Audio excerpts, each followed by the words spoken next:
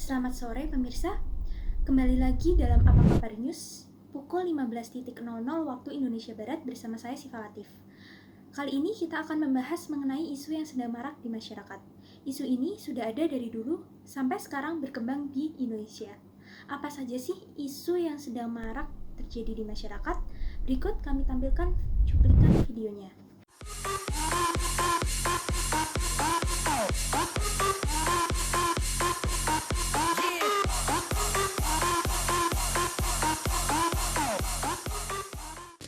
Beginilah gaya hidup remaja masa sekarang. Pergaulan bebas menjadi gambaran dari perilaku para generasi penerus bangsa saat ini. Seks bebas pun sudah menjadi hal yang lumrah untuk dilakukan.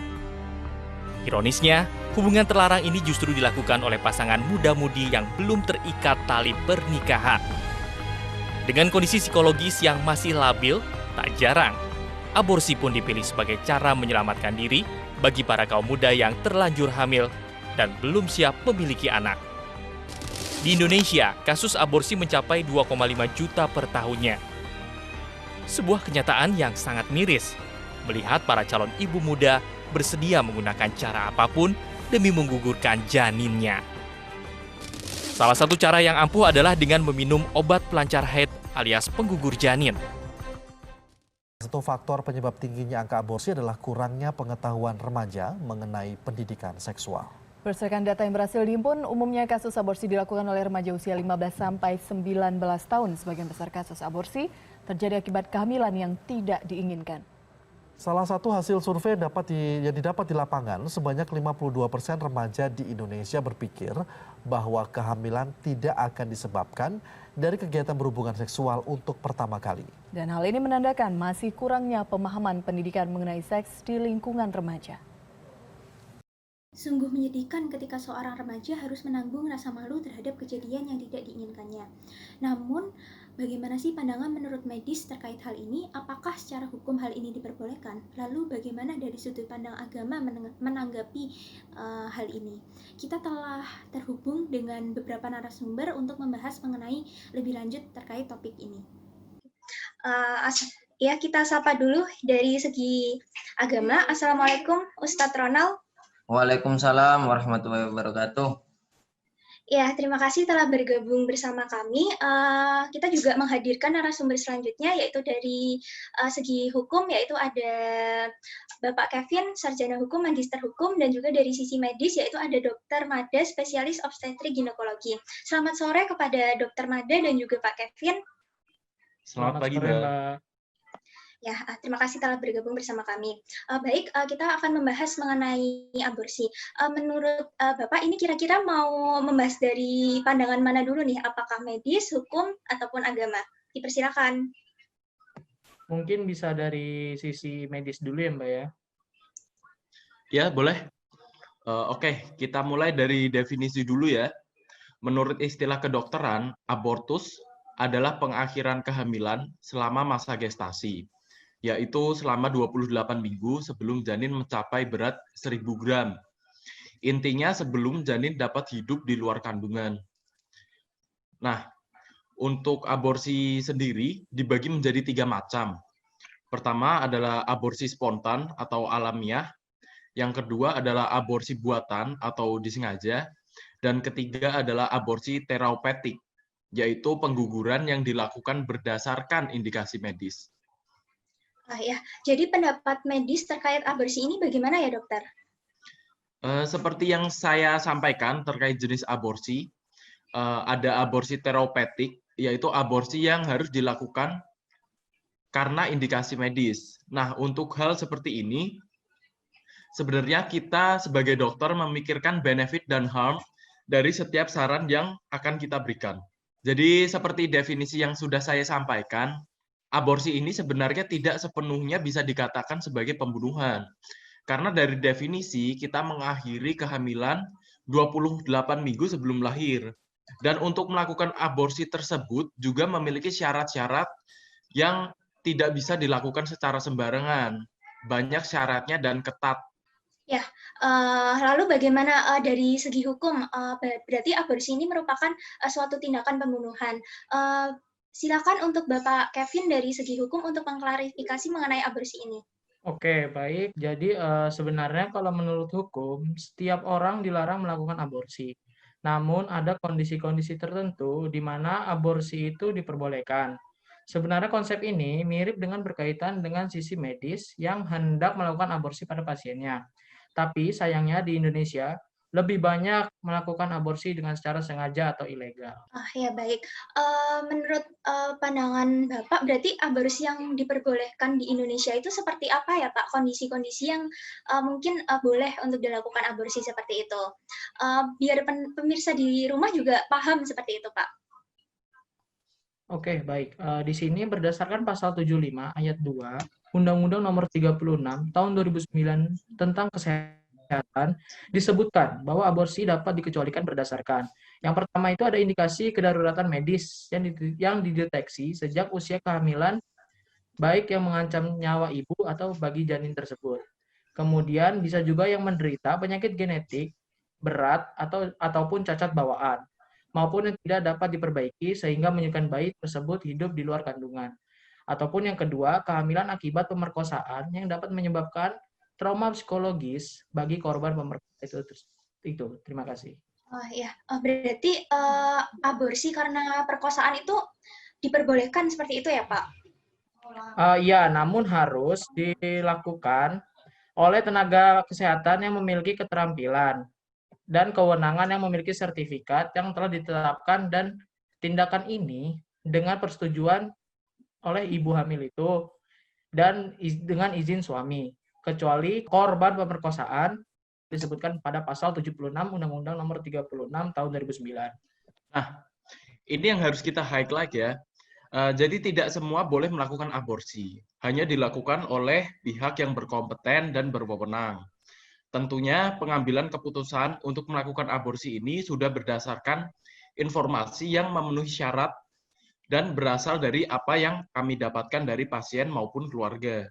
Baik, berarti bisa disimpulkan bahwa aborsi yang dilakukan oleh dukun-dukun di pedesaan seperti itu dilarang. Jadi aborsi itu hanya boleh dilakukan oleh tentunya pihak yang mempunyai kewenangan seperti itu. Terima kasih Dr. Mada atas penjelasannya. Saya mau bertanya kepada Pak Kevin, apakah hanya Undang-Undang Nomor 36 Tahun 2009 yang menjelaskan tentang aborsi itu di Indonesia?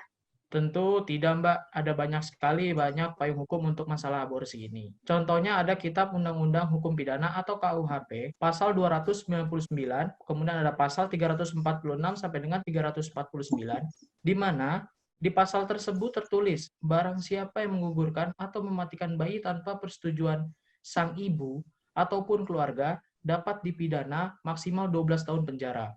Kemudian ada pula Peraturan Pemerintah Nomor 61 Tahun 2014 tentang Kesehatan Reproduksi Massal, pasal 31 sampai dengan 33. Selain itu juga ada pula Peraturan Menteri Kesehatan Nomor 290 Tahun 2008. Seperti itu, Mbak. Terima kasih. Ya, wah baik. Berarti banyak sekali ya Pak peraturan perundang-undangan yang ada di Indonesia yang mengatur mengenai aborsi itu sendiri.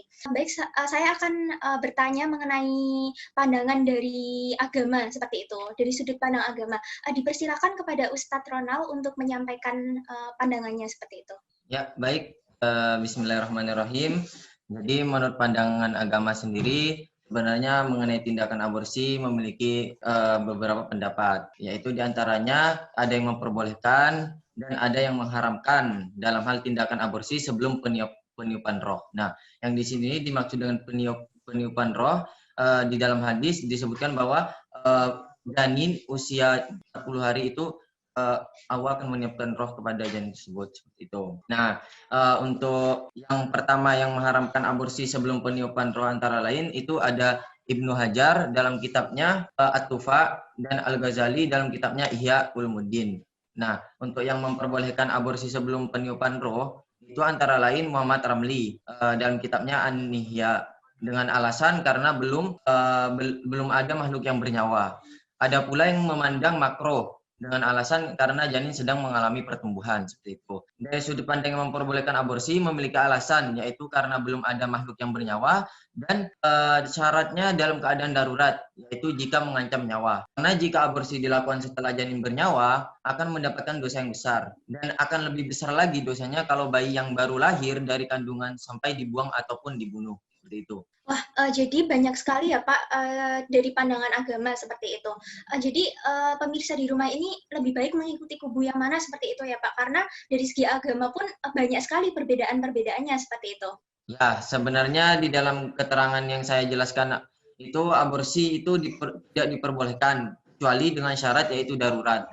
Darurat dalam fikih sendiri itu dijelaskan bahwa jika tidak dilakukan aborsi maka akan ada nyawa yang terancam seperti itu. Baik-baik. Jadi kesimpulannya dari segi agama bagaimana Pak?